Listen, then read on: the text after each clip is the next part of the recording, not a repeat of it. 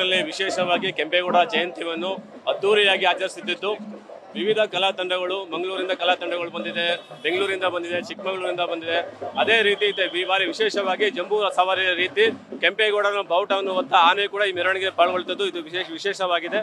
ಈ ಮೆರವಣಿಗೆ 3 ಕಿಲೋಮೀಟರ್ ದೂರ ಕಲಾಮಂದಿರ ಸಾಗಿ ಅಲ್ಲಿ ಕಲಾಮಂದಿರ ವೇದಿಕೆ ಕಾರ್ಯಕ್ರಮವಿದೆ.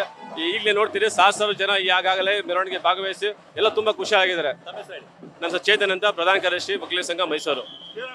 ಏನಿವತ್ತು ಕೆಂಪೇಗೌಡ ಜಯಂತ್ಯೋತ್ಸವ ಅಂಗವಾಗಿ ವಿಶೇಷವಾಗಿ ನಮ್ಮ ಬೆಂಗಳೂರು ರಿಂಗ್ ರೋಡ್ ಜಂಕ್ಷನ್ ಏನಿದೆ ಅಲ್ಲಿ ಕೆಂಪೇಗೌಡ ವೃತ್ತ ಅಂತ ನಾಮಕರಣ ಆಗಿ ಕಳೆದ 10 ವರ್ಷ ಆದರೂ ಸುಧಾ ಯಾವುದೇ ಅಭಿವೃದ್ಧಿ ಆಗದೆ ಇರೋದ್ರಿಂದ ಆಮೇಲೆ ಮೈಸೂರು ನಾಗರಿಕರು ಸುಧಾ ಆ ಜಂಕ್ಷನ್ ಅನ್ನು ಅನೇಕ ಬೇರೆ ಬೇರೆ ಹೆಸರುಗಳು ಕರೀತಾ ಇದ್ರು. ಹಾಗಾಗಿ ಈ ಸಲ ವಿಶೇಷವಾಗಿ ಹೆಬ್ಬಾಳ್ ಮುಖಾಂತರ ರ್ಯಾಲಿ ಮಾಡಿ ಕೆಂಪೇಗೌಡ ವೃತ್ತ ಏನಿದೆ ಬೆಂಗಳೂರು ರಿಂಗ್ ರೋಡ್ ಜಂಕ್ಷನ್ ಅಲ್ಲಿ ಬೃಹತ್ ಒಂದು ಫ್ಲೆಕ್ಸ್ ಹಾಕುವ ಮುಖಾಂತರ ಪುಷ್ಪಾರ್ಚನೆ ಮಾಡಿ ಜನರಿಗೆ ಜಾಗೃತಿಯನ್ನ ಮತ್ತು ಪ್ರಚಾರವನ್ನ ಮಾಡೋದ್ರ ಜೊತೆಗೆ ಇವತ್ತು ಅದ್ದೂರಿ ಒಂದು ಕಾರ್ಯಕ್ರಮವನ್ನ ನೀವು ನೋಡ್ತಾ ಇದ್ದೀರಿ. ನಾಡಪ್ರಭು ಕೆಂಪೇಗೌಡರ 516 ವರ್ಷ ಜಯಂತಿ ಕಾರ್ಯಕ್ರಮವನ್ನ ಬಹಳ ಯಶಸ್ವಿಯಾಗಿ ಜಾತ್ಯತೀತವಾಗಿ ಎಲ್ಲಾ ಸಮುದಾಯದ ಬಂಧುಗಳು, ಪಕ್ಷಾತೀತವಾಗಿ ಎಲ್ಲಾ ಪಕ್ಷದ ರಾಜಕಾರಣಿಗಳು ಇವತ್ತು ಬಂದು ಬಹಳ ವಿಜೃಂಭಣೆಯಿಂದ ಮೈಸೂರಿನ ಕೀರ್ತಿಯನ್ನ ನಾಡಪ್ರಭು ಕೆಂಪೇಗೌಡರ ಜಯಂತಿಯಲ್ಲಿ ಇವತ್ತು ಬೆಳಗಿದ್ದಾರೆ.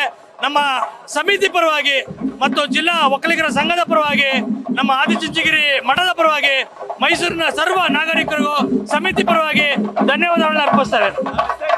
ಪ್ರಶಾಂತ್ ಗೌಡ, ಅಧ್ಯಕ್ಷ ಆಚರಣೆ ಸಮಿತಿ, ಕೆಂಪೇಗೌಡ ಸಮಿತಿ. ಸರ್ ಹೇಳೋಣ, ಈಗ ತಾನೇ ನಮ್ಮ ಸೋಮನಾಥ ಸಮಿತಿಯವರು ಅರ್ಚಕ ಪುಷ್ಪಾರ್ಚನೆ ಮಾಡಿ ನಂತರ ಪೂಜೆ ಮಾಡಿ ಈಗ ಪ್ರಾರಂಭ ಮಾಡಿದ್ದೇವೆ.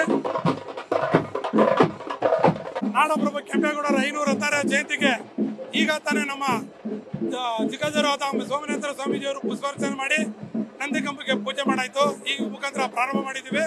ವಿಜೃಂಭಣೆಯಿಂದ 36 ಕಲಾ ತಂಡದ ಪ್ರಯುಕ್ತ ಎಲ್ಲರೂ ಸೇರಿಸಿದ್ದು ಅದ್ದೂರಿ ಜಾತ್ರೆ ಮಾಡ್ತಿದ್ವಿ. ಸಾವಿರಾರು ಜನ ಸೇರಿರೋದು ಭಾರಿ ಖುಷಿ ಆಗ್ತೈತೆ. ಜಯಂತಿಗೆ ಖುಷಿ ಆಗ್ತೈತೆ. ರವಿ ಅವರು ಡೈರೆಕ್ಟರ್. ನ್ಯೂಸ್ ಫಸ್ಟ್ ನಿರ್ಭೀತಿಯಿಂದ ನಿಮ್ಮ ಪರವಾಗಿ.